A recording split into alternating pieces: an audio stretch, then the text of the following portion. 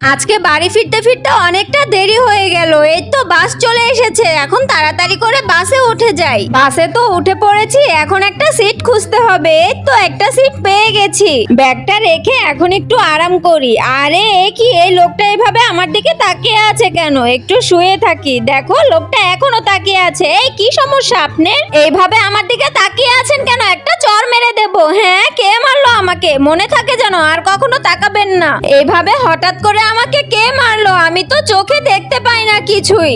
আরে লোকটা তো দেখতেই পায় না, আমি শুধু শুধুই লোকটাকে মারলাম। সরি ভাইয়া, সরি, আপনি কিছু মনে করেন না। আচ্ছা ঠিক আছে, আমি কিচ্ছু মনে করব না। দেখ, খুব বড় একটা ভুল হয়ে গেল আমার। চার্জারটা লাগিয়ে নেই, এখন ফোনটা চার্জ দিয়ে শুয়ে শুয়ে রিলস দেখবো।